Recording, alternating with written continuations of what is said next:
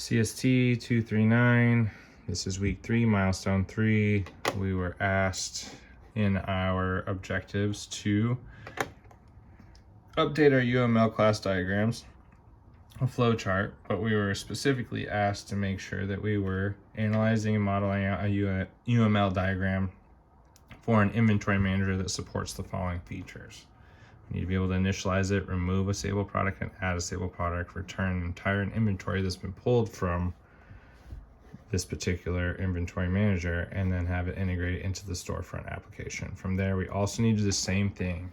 Model out a UML class diagram for a shopping cart class. It needs to support the following features: initialization, adding a product, removing a product, returning all the contents of the shopping cart, emptying the contents for tabbing out or ringing up, and integration into the storefront model and storefront application or class. From there, we, like I said, need to update the flowchart, UML, got to create the Java docs, do some of the other fundamental things that we're going to need to do to make sure. One of the other big things that's not really, that I skipped over real quick, was updating the stable product UML and allowing for the weapon class to implement a comparable interface, allowing it to be organized by name alphabetically. So let's get to it.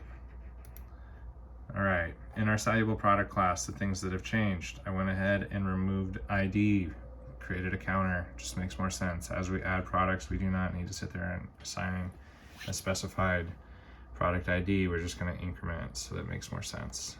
So here's our counter. When we initialize our construct, this .id is now equal to that counter. So that way, as we add an soluble object to the hash map list or the list, array list, whatever list that we're creating at the time, it will just increment a product ID number one by one instead of having to do it by hand, writing it in. Anyways, going on in here, because we are implementing a comparable interface, we created a compare to method. So this allows us to compare the names of the soluble products to make sure and see which one has A or B, to see who goes first. And that's just an example of what potentially the first letter of the name would be for that particular instance that they would compare, so that you would get them organized in a list the way that you would like. This is a way to do that by using interfacing. We also had to add to a get value. We had to add an integer association to this so that we weren't breaking the argument type. So, and I also added a toString method. So going on to subclasses, weapon, we extended the soluble product, but we're also implementing the interface, which means we have to have our own compare to override method. This allows us to organize the weapon objects that are being instantiated by name alphabetically. Another thing that we added into the 3 subclasses, well, I did at least, was a private integer to just help describe what this class is doing. So it has attack points, because similar to how we were building one of the activity guide interfacing examples, it allowed us to play a game with Batman and Robin. I didn't know if at one point we're going to create users that may potentially wield these different subclasses. So I'm trying to integrate in some private variables to help us get ready for that. I didn't look too far ahead to specifically see what requirements we're going to have, but just in the thought of maybe one extra little thing I kind of put in there. So that means that we're going to see construct utilizing a superclass, because these are subclasses. So if you look at health, it's just extending the stable product, but it doesn't actually utilize the interface. So the only one that's having to abide by an interface is the weapon class. Health and armor, they just have defense point and health points added in as an extra private variable. Okay, from going on, it's our inventory manager. Inventory manager class didn't change a ton. I just had to make sure that I was passing the right types of arguments into our methods since I removed ID. But it starts out by creating a private hash map named inventory. Then we have a public inventory manager method that calls and initializes an inventory hash map. From there, we have a method called add inventory, which will add inventory, and a public method called remove inventory that will remove inventory from the inventory manager hash map. And also a method that will get the inventory quantity. So it's pulling a specific argument from the four that are used to be passed into the public method for the actual soluble product. So we also have a get inventory method as well that returns an inventory object of a hash map type. Moving on to shopping cart. Our shopping cart class has a private map named cart that's created, initialized at the beginning. Public shopping cart method that initializes this .cart to a new hash map. And we have some methods below. Add to cart adds a soluble product object, name product, and a quantity. And we have a remove from cart method, soluble product object, and a quantity. Utilizing if statement for logic to update a new quantity variable with the actual quantity that's being removed. Then we have a calculate total, so that way when we go to checkout, we can calculate our total for the shopping cart. Now this utilizes a key entry, so the hash map is actually named entry. We set that equal to our cart object with an entry set method. This allows us to then set a total variable to an adder, which is the get key, get price times the actual get value. So that way we're seeing how many at a set price, multiplying by each other to give us a total that's being returned so that we can calculate the total. Get items is also a map. It allows us to return a hash map of the cart being passed into the hash map. So that way we can return a map that we want of that particular item. And this is another public method, get cart items. So we can get the key set return of the cart object, and then get quantity, which returns the quantity associated to a soluble product object. Utilizing the cart object hash map as a default through the get or default method. Okay, moving on to the storefront as we are getting to our actual fun parts of running this. So this is the meat and potatoes of what I really had to work a lot on to try and get this guy to run. So we start out by having to import all our proper Java imports to make this functionable. So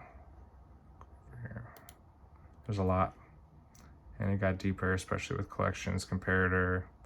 Had to add an array list this time around, and everything else is just what was existing prior to this in order to make it function. So, starting off, public class storefront. This is our class. We start out by having two private hash map objects. This is our storefront constructor. It initializes those two objects. From there, we have an actual initialize store method as was asked for in the actual prompt for our milestone, a welcome message. And from there, I then added in various soluble product objects, subclass objects. So as you can see, I put in about 1, 2, 3, 4, 5, 6, 7 different types of weapons, just because I wanted to show that the interface was doing its thing properly.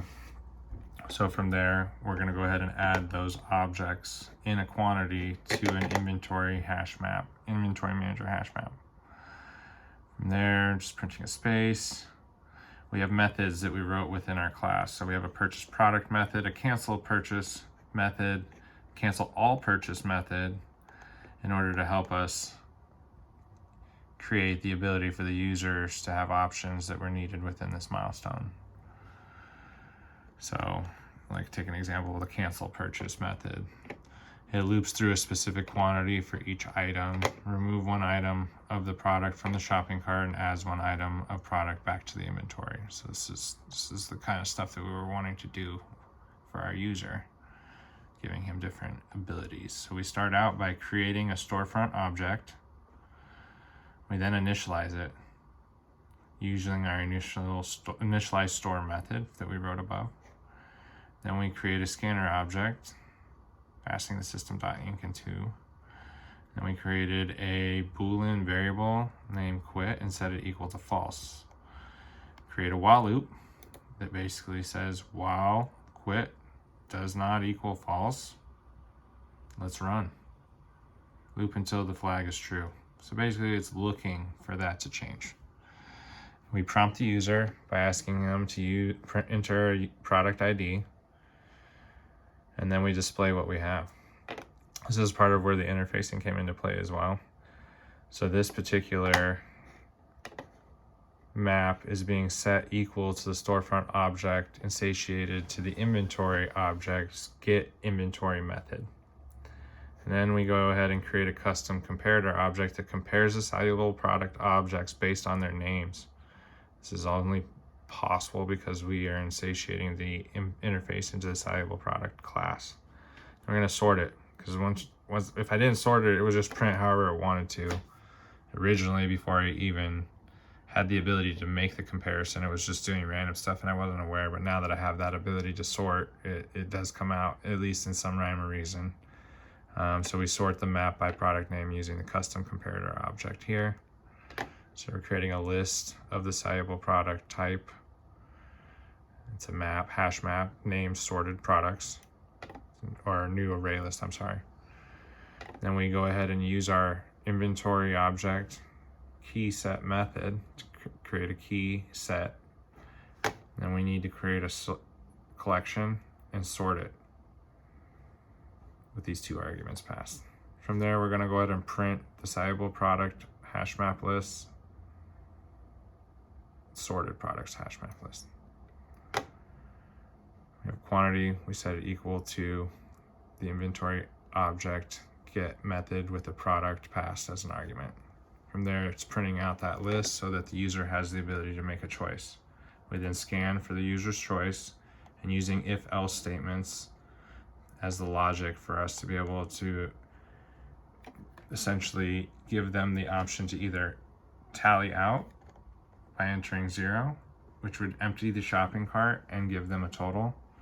C, to cancel the order and return all items, or if one of the actual product IDs is selected, then it will move forward. And prompt the user to enter quantity. If the quantity is one that's not capable of doing, it will be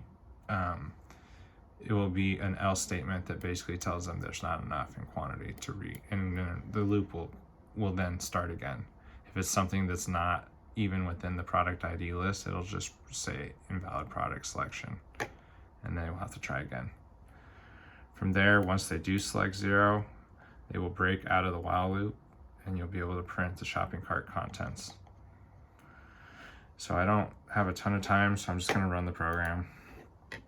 As you can see, welcome to the tavern, giving the user its options and a list of the inventory that's been in stock. So I've tried this many times. You can total out as long as it's not going beyond the quantity that was stocked. As evidence, it shows you here we added 5 flails to your current shopping cart. And just as proof, we are updating the quantity right here in the inventory that's shown to you every time. So if we pick flails again, or we pick spears, and I pick 15 spears, we'll now see that not only is the flail, but the spear itself down the proper quantity. And from there, we can enter 0, and we'll tally out and show us the shopping cart contents. I have tried C, which returns all contents, so we can do a quick one with that as well. And I'll pick 1, and that's a mace. We'll get 7 maces, and you say, you know what, I don't want to keep going, I'll press C. And basically it tells you all purchases have been canceled, and then it reiterates the top where we can just press 0, and we're out. Thank you.